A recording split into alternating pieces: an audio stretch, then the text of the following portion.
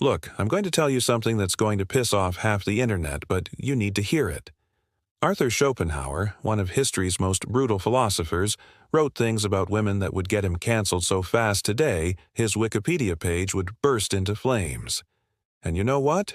He didn't care. Because the man saw something most people are too terrified to acknowledge. And before you think this is going to be some watered-down, politically correct analysis where I tell you, but actually he was wrong, let me stop you right there. Schopenhauer wasn't wrong. He was uncomfortable. There's a difference.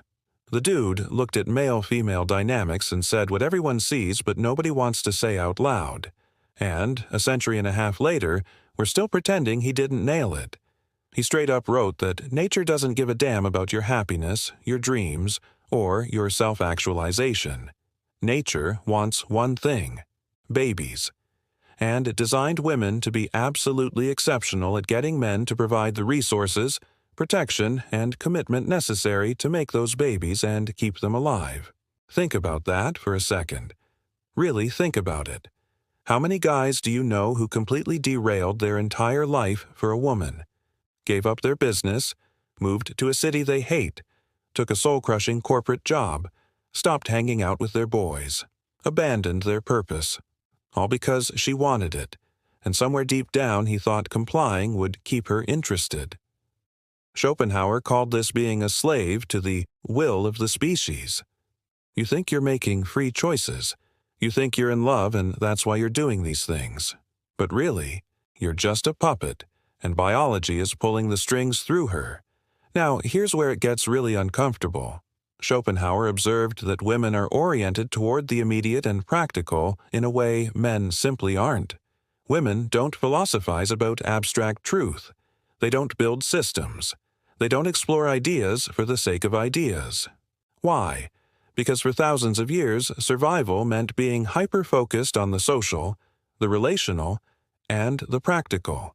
Reading people, managing emotions, securing resources, playing the immediate game, and they got really good at it. You've experienced this. That moment when you're having a logical argument and suddenly she's bringing up something you said 3 months ago that has nothing to do with the current conversation, but somehow she's winning the argument now. That's not a bug. That's a feature. She's playing a different game than you are, and she's better at it. Schopenhauer said women are natural actresses, that their entire existence is a kind of performance designed to extract maximum resources from men. And before you recoil at how harsh that sounds, ask yourself, is he wrong? The makeup, the outfits, the Instagram photos taken 47 times to get the perfect angle, the way she acts different around your friends than when you're alone, the way she can cry on command when it serves her purpose, the way she remembers everything you've ever done wrong but conveniently forgets her own mistakes. Performance. All of it. And you know what the really brutal part is? It works. It works so damn well that most men never even realize they're being played. They think they're in a partnership. They think it's love. They think she's the one. Meanwhile, she's running calculations in the background. What can he provide? How does he compare to her other options? Is he improving or declining in value? Would she be better off trading up? Schopenhauer pointed out that women size up a man's entire existence in moments. His status, his resources, his genetic quality, his social standing, his future potential. And she does this so naturally, so instinctively that she doesn't even know she's doing it. It's just how her brain is wired. Men don't do this. Men see a hot woman and think, I want her. That's it. That's the entire calculation. We're simple. We're honest about what we want. We don't have 17 layers of covert evaluation running in the background. But women, they're playing 4D chess while you're playing checkers, and then they get upset when you don't understand the rules they never told you about. Here's the thing about attraction that Schopenhauer understood. Women aren't attracted to you. They're attracted to what you represent. Your resources, your genetics, your status, your ability to provide and protect. You, as a person, as a soul, as an individual, irrelevant. She doesn't love you. She loves what you do for her survival strategy. And the moment you stop providing that, The moment you lose your job, or get sick, or show weakness, or stop meeting her standards, watch how fast that unconditional love evaporates. Watch how quickly she starts looking at her other options. Schopenhauer wrote about this. He said women's love is fundamentally conditional and practical, while men's love is more idealistic and unconditional. Men will love a woman through poverty, through sickness, through her losing her looks. Men are loyal often to their own detriment. Women, they're loyal to opportunity. You see this play out everywhere. Who initiates the majority of divorces? Women. About 70%. And why? Usually some variation of, I'm not happy, or I deserve better, or I need to find myself. Translation: I've calculated that I can do better than you, so I'm exercising my option to trade up. Men stay in relationships that are terrible for them because they're actually capable of loving someone beyond utility.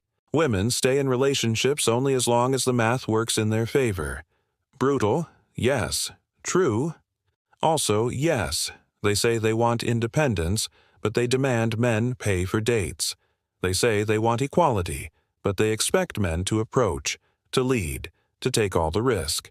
They say they don't need a man, but they're miserable and medicating themselves into oblivion when they're single at 35 with no prospects. Women's stated preferences and revealed preferences are completely different. Schopenhauer knew this. He called it out. They'll say they want a nice guy who respects them. Then they'll sleep with the guy who treats them like garbage and ghost the nice guy who did everything right. And when you point this out, you're the bad guy for noticing. Here's another thing Schopenhauer understood. Women have a narrow window of maximum value, and they know it. Youth and beauty are their primary assets, and those assets depreciate rapidly. So what do? They use that window to extract maximum commitment from the highest value man they can get. This is why women in their early 20s can be so ruthless. They have options, they have power, and they know it won't last forever. So they test men mercilessly, discard them casually, and keep trading up until they can't anymore. Then, suddenly, around 30, the music stops. The options dry up. The high-value men they want aren't interested anymore because those men are dating the next generation of 22-year-olds. And suddenly, she's ready to settle down, be serious, find a good man. Translation: her value dropped, so now she'll accept what she rejected 5 years ago. Schopenhauer saw this pattern and called it exactly what it is: a market transaction. Women trade youth and beauty for resources and commitment. Men trade resources and commitment for youth and beauty. Everyone knows the game. Everyone plays the game. But we all pretend it's about love and connection and soulmates. It's not. It's a negotiation, and someone's getting a better deal than the other person. And here's the part that really stings. Even when you think you've won, you've lost. Because Schopenhauer pointed out that marriage is a trap. You commit your resources, your freedom, your future to a woman based on how she is now. But women change. The woman you married isn't the woman you're with 5 years later. She gets comfortable, stops trying, gains weight, loses interest in sex, becomes entitled, takes you for granted. And you're locked in. You've got kids now. You've got shared assets. Divorce means losing half your stuff and paying her to leave you. So you stay. Miserable. Trapped. Working a job you hate to fund a life you didn't choose with a person who isn't even pretending to appreciate you anymore. And society looks at you and says, man up. Be a good husband. Provide. Sacrifice. Shut up and be grateful you have a woman at all. Schopenhauer warned you about this. He told you that the entire social structure is designed to transfer resources from men to women. Marriage, family courts, alimony, child support, all of it exists to extract maximum resources from men and redistribute them to women. So, yeah, Schopenhauer told you the dark truth. Women aren't evil. They're just playing their game, and their game requires extracting maximum resources from men while giving minimum commitment in return.